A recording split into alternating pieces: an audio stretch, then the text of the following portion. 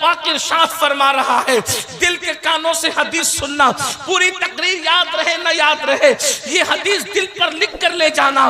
اللہ رب العزت خود فرماتا ہے، حدیث قدسی ہے کہ جب بندہ میری اطاعت کرتا ہے، میری فرما برداری کرتا ہے، یعنی نیک عمل کرتا ہے، اللہ فرماتا ہے میں اس سے راضی ہو جاتا ہوں اور اس کو برکت عطا کرتا ہوں۔ اور اللہ کی برکت کبھی ختم ہونے والی نہیں ہے۔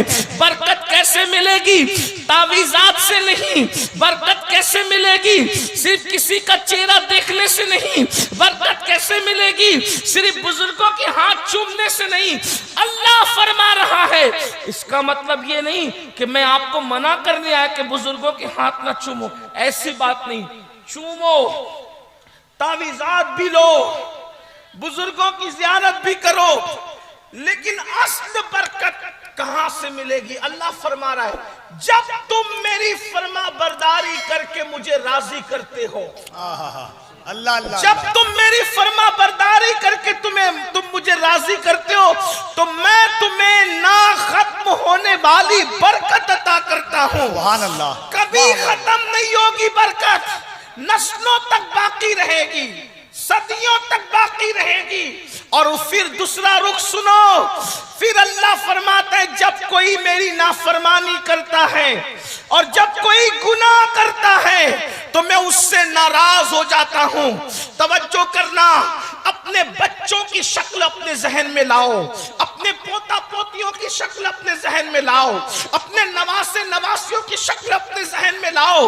اللہ فرما رہا ہے، سچا خدا فرما رہا ہے جب تم میری نافرمانی کرتے ہو تو میں تم سے ناراض ہو جاتا ہوں اور پھر تم پہ لعنت کرتا ہوں، لعنت، اور وہ لعنت تمہاری 7 پشتوں تک باقی رہتی ہے۔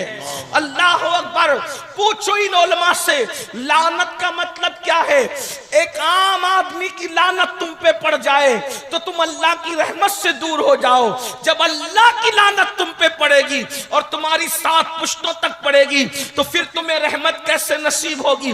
تم رحمت الہی کے مستحق کیسے ہوں گے؟ اللہ اکبر۔ پتہ چلا گناہوں سے 7 پشتوں تک لعنت پہنچتی ہے، 7 پشتیں برباد ہوتی ہے، 7 پشتیں تباہ ہوتی ہے۔ اے مسلمانوں، اسی لیے اللہ فرما رہا ہے گناہ کبیرہ سے بچو۔ اب گناہ کبیرہ کیا ہے؟ جتنی وقت میں گنجائش ہے، 1 گھنٹے کا وقت میرے پاس تھا جس میں سے 10-15 منٹ کا وقت جا چکا ہے، 40-45 منٹ کے ٹائم میں اب میں آپ کے سامنے جلدی جلدی گناہ کبیرہ کی فہرست پڑھتا ہوں۔ یہ گناہ کبیرہ کیا ہے تاکہ آپ ہم اس سے بچ سکیں۔ سب سے پہلے گناہ کبیرہ، اللہ اکبر، جو سب سے بڑا اکبر الکبائر ہے، یعنی سب سے بڑا گناہ ہے۔ ایسا گناہ، ہر گناہ بخش دیا جائے گا لیکن یہ گناہ نہیں بخشا جائے گا، اس کو شرک کہتے ہیں۔ شرک، شرک سے بچو۔ شرک کیا ہے؟ اللہ کے علاوہ، اللہ رب العزت کے علاوہ کسی اور کی عبادت کرنا، یہ شرک ہے۔ جو چیزیں اللہ کے لیے خاص ہے اس میں کسی کو شامل کرنا، یہ شرک ہے، شرک۔ اور شرک سارے کبیرہ گناہوں میں سب سے بڑا کبیرہ گناہ ہے۔ اللہ شرک کو معاف نہیں کرے گا۔ آج مسلمانوں کا حال کیا ہو گیا ہے؟ معاذ اللہ، بہت سارے مسلمان بت خانوں کی طرف بھی بڑھتے ہیں۔ فلموں میں دیکھ کر کے، سیریلوں میں دیکھ کر کے ایمان لوگوں کا کمزور ہو رہا ہے۔ چلو مسجد میں بات نہیں بنتی تو پھر بت خانوں کی طرف بھی چلو۔ یاد رکھنا مسلمانوں، اچھی طرح یاد رکھنا، تمہارے اور میرے اللہ کے علاوہ کسی کی طاقت نہیں، کسی کی قوت نہیں، کسی کی شان و شوکت نہیں۔ ارے نادان، اپنے اللہ کی طاقت کا اندازہ لگا کہ اپنے اللہ کی شان کیا ہے، جس کو تو وحدہ لا شریک مانتا ہے، جس کو تو الہ مانتا ہے، جس کو تو خدا مانتا ہے، اس کی شان کیا ہے؟ پتہ اس کی شان تجھے؟ اللہ اکبر۔ محمد الرسول اللہ کو اس نے پیدا کیا ہے، اس نے بنایا ہے۔ محمد रसूल अल्लाह को उसने बनाया है।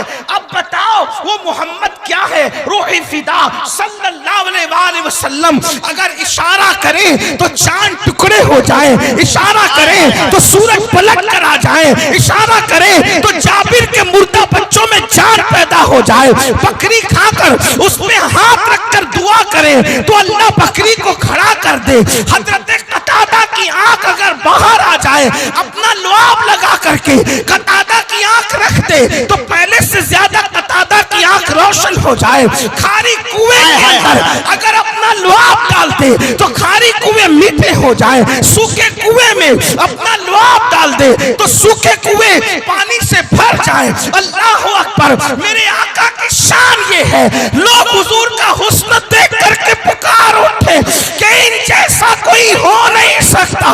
उनका हाल ये है, रास्ता चले तो पत्थर पर निशाने कदम पड़ते हैं, तो पत्थर पर निशाने कदम जाहिर होते हैं, और मिट्टी पे पैर रखते हैं तो मिट्टी पे कदम का निशान नहीं पड़ता। वो चलते हैं तो बादल साया करता है, वो चलते हैं उनके बदन पर मक्खी नहीं बैठती, वो चलते हैं तो सफर का गर्दो गुबार भी उनके चेहरे को छुपा नहीं सकता। अल्लाह अकबर। उनके कपड़े मैले नहीं होते, उनके जिस्म पर मक्खी नहीं बैठती, उनके पसीने से मुश्क की खुशबू आती है, जमीन पर उनका साया नहीं पड़ता। अल्लाह अकबर। जो देखता है चेहरा देखकर मुसलमान होने पे मजबूर हो जाता है। अंदाजा करें वो शान वाला रसूल जो अबू जहल के हाथों की कंकरियों को कलमा पढ़ा देता है, वो शान वाला रसूल जो दरख्तों को अपने पास बुला लेता है, वो शान वाला रसूल जो दरख्तों को अपने पास से भिजा देता है। लोग हैरान रहते हैं, अल्लाह अकबर ये कैसा है, इसकी शान क्या है। लेकिन जब हजरत बिलाल कहते हैं हय्या अलस सलाह, हय्या अलस सलाह, आओ नमाज की तरफ, तो वो शान वाला रसूल जिसकी तरह कोई नहीं, वो किसी की तरह नहीं, वो वुजू बना कर आते हैं और आकर के नमाज शुरू करते हैं और सर सजदे में रख देते हैं। तो इंसान हैरान होकर सोचता है जब झुकने वाला इतना बड़ा है तो जिसके आगे झुक रहा है उस खुदा की शान का आलम। नारे तकबीर, दोनों हाथों को उठा ले, नारे तकबीर, नारे रिसालत, अज़मते मुस्तफा, शाने मुस्तफा, रिफाते मुस्तफा, शरीयते मुस्तफा, रिफाते मुस्तफा।